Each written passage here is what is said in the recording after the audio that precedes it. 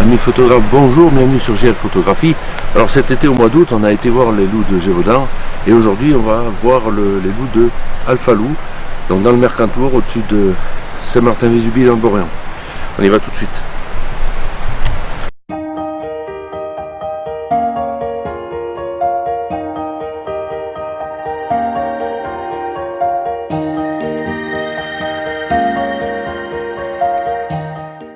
Le loup vit en meute, qui est très souvent constitué d'un couple dominant, mâle et femelle alpha, ayant le rôle de chef de groupe et prenant toutes les décisions pour la survie de la meute, déplacement, chasse, marquage du territoire.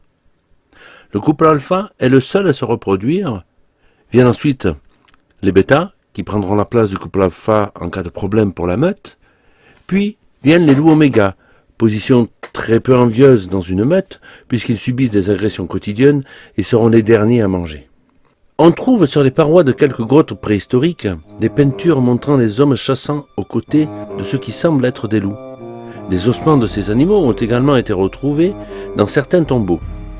Il semblerait que, par le passé, loups et hommes aient trouvé à s'entendre. Toutefois, lorsque l'homme s'est mis à l'élevage, la cohabitation a tourné court. Le loup, ne faisant en effet pas la différence entre le gibier et le bétail, devint rapidement l'ennemi de l'homme. Selon les historiens, le loup change de statut dès le début du Moyen-Âge. Il est alors synonyme de danger et de cruauté. Il est celui qui dévaste les troupeaux. Aujourd'hui, dans beaucoup de contes, comme Le Petit Chaperon Rouge, La Chèvre de Monsieur Seguin, Les Trois Petits Cochons, Pierre et le Loup et tant d'autres, le loup reste présenté comme un animal féroce et sanguinaire, de quoi entretenir auprès des plus jeunes le mythe du grand méchant loup. Mais, contrairement à nos croyances actuelles, il n'était pas rare que le loup soit vénéré tel un dieu avant le Moyen-Âge. En Amérique, par exemple, les Amérindiens ont toujours respecté le loup comme un animal sacré. Dans beaucoup de tribus, comme chez les Iroquois ou les Sioux, le loup était vénéré comme un dieu. Le dieu loup, comme il le nommait, était censé amener l'âme des guerriers morts au combat, dans les plaines du Grand Esprit. On retrouvait souvent le loup gravé sur des totems, et lorsque l'homme blanc voulut exterminer les Indiens, ils tuèrent beaucoup d'animaux que les Amérindiens vénéraient, comme les bisons, les picargues à tête blanche, et bien évidemment les loups. Et sachant que les colons craignaient le loup, et le maudissaient pire que la peste. En Asie, un ancien proverbe disait « Lorsque tu arriveras dans l'autre monde, prends un loup pour ami, car lui seul connaît l'ordre de la forêt. » Dans la mythologie asiatique, tous les rois mongols étaient considérés comme les fils des loups. Gengis Khan lui-même, selon la légende, était le fils du mythique loup bleu, symbole du ciel et père de tout peuple mongol. En Égypte, dans la mythologie égyptienne, les pharaons considérés comme des dieux vivants étaient souvent représentés par un animal. Upuaout, ouvreur des chemins, était supposé ouvrir les chemins de l'éternité aux âmes des défunts.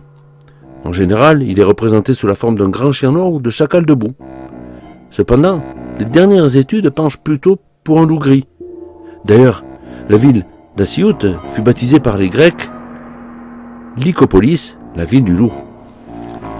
En Scandinavie aussi, Fenrir, le loup monstrueux, qu'élevèrent les dieux scandinaves, les Ases. Une prophétie annonçait que Fenrir allait détruire la terre. Et plus Fenrir avançait dans l'âge, plus il devenait énorme et de plus en plus agressif envers les dieux.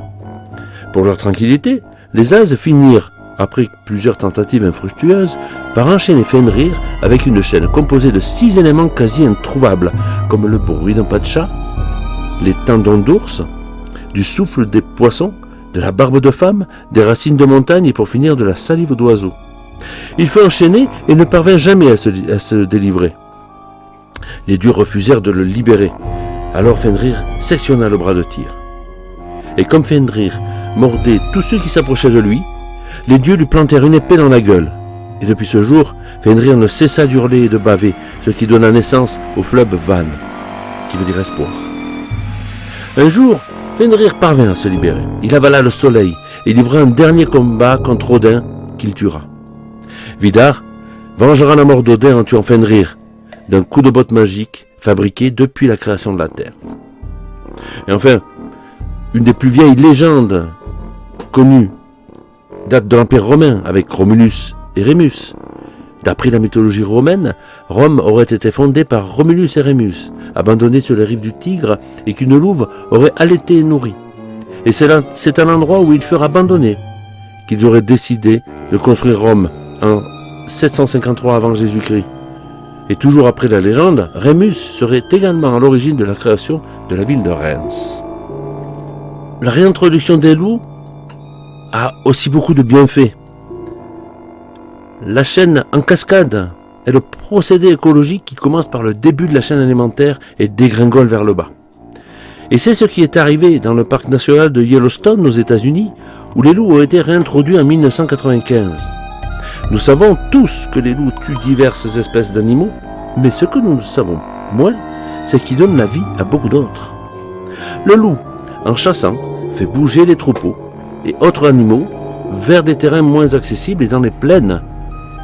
Libérée, la nature reprend ses droits. Beaucoup plus d'arbres, plus de plantes et donc plus de fruits, ce qui est bénéfique pour tout l'écosystème. Les animaux ont plus de nourriture, ils se reproduisent davantage, il y a plus d'arbres pour que les castors construisent des barrages, plus de lapins, plus de mammifères, et ce, grâce à la réintroduction du loup. Mais ce qui est encore plus intéressant, c'est que la nature tout entière s'est transformée. Il y a eu moins d'érosion, les canaux se sont rétrécis, les piscines se sont formées, ce qui est idéal pour la faune. Les rivières ont changé.